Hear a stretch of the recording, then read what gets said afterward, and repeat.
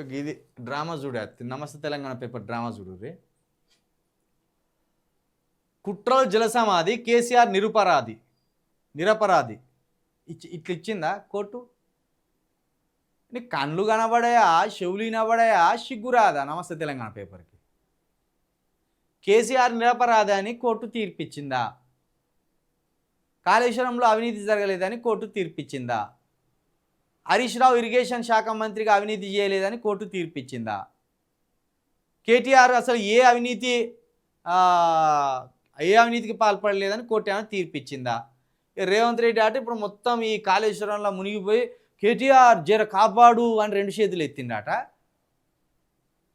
కేసీఆర్ కాపాడు అని 2 చేతులు ఎత్తిందాట. ఇక్కడ నవ్వుతాడు, మంచిగా మునిగిపోతావు రేవంత్ రెడ్డి, మంచిగా మునిగిపోతావు అని ఇట్లా వెక్కిలిగా కేసీఆర్ నవ్వు పెట్టి రేవంత్ రెడ్డిని ఆ కాళేశ్వరంలో మునిగిపోతున్నట్టు రేవంత్ రెడ్డి లుక్కుతోటి పెట్టిండు.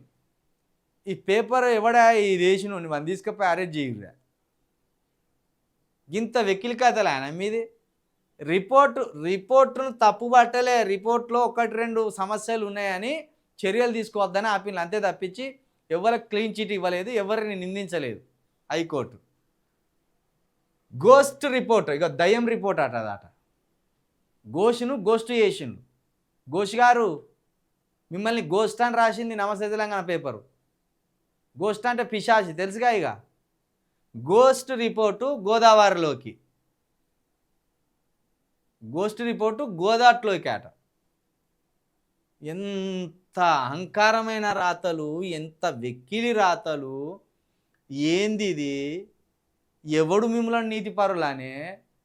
ఏ కోర్టు మిమ్మల్ని నీతిపరులానే? ఏ కోర్టు మీరు అవినీతికి పాల్పడలేదని చెప్పే రిపోర్ట్లో అవకతవకలన్నాయి అంటే రిపోర్టే అక్కర రాదు, రిపోర్ట్లో ఏం లేదన్నాడు చెప్తాను వాళ్ళు.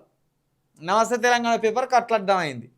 చిట్టిబాబు లాంటి వాళ్ళు వీళ్ళు. ఏది నమస్తే తెలంగాణ పేపరు రంగస్థలంలో రామ్ చరణ్ లాంటి వాళ్ళు ఓ మాట చెప్తే ఓ మాట వింటారు అన్నట్టు వినబడే కదా. చెవిటి పేపర్ ఇది. నమస్తే తెలంగాణ పేపర్కు చెవుడు ఎక్కువ. ఆ చెవుడుతోటి కోర్టోటి చెప్తే వీళ్ళోటి రాసుకొచ్చి ప్రజలను నమ్మించే ప్రయత్నం చేస్తాను. తెలంగాణ ప్రజలారా, కాళేశ్వరంలో అవినీతి జరగలేదని హైకోర్టు తీర్పు ఇవ్వలేదు.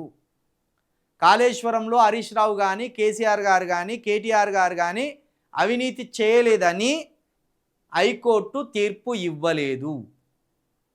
ఏదైతే ఘోష్ గారు ఉన్నారో, ఘోష్ గారు రాసి ఇచ్చిన రిపోర్ట్లో కొన్ని చోట్ల అవకతవకలు ఉన్నాయి అని వాటిని కోట్ చేస్తూ హైకోర్టు ఆ తీర్పును ఇచ్చింది. ఇప్పటికిప్పుడే కేసీఆర్ గారి మీద కావచ్చు, కేటీఆర్ గారి మీద కావచ్చు, హరీష్ రావు గారి మీద కావచ్చు, సింతా సబర్వాల్ గారి మీద కావచ్చు, వీళ్ళ మీద ఇప్పటికిప్పుడే చర్యలు తీసుకోకండి అని చెప్పింది గంతే. అంతేగాని వాళ్ళు ఉత్తములని కానీ యేసుక్రీస్తు సంతతని కానీ వాళ్ళు చెప్పలేదు.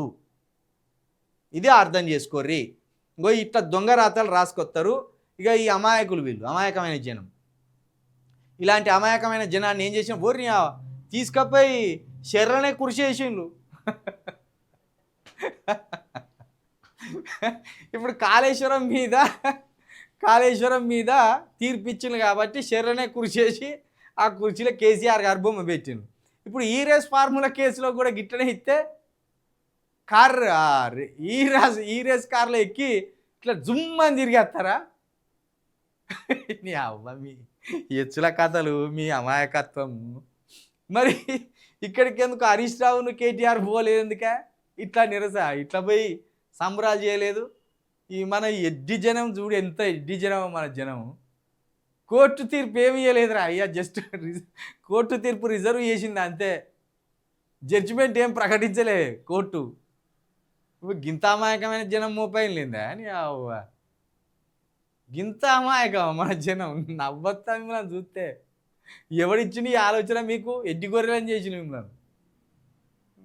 కాళేశ్వరంలో కోర్టు తీర్పు రిజర్వ్ చేసినందుకు కాళేశ్వరం నీళ్ళ దగ్గరికి పోయి కుర్చీ వేసుకొని దిగిలా మీరు. ఇలా ఇగో ఇక్కడనే రాసిండ్రు, సెక్షన్ 8B(C) నిబంధనలు కమిషన్ ఉల్లంఘించింది గంతే.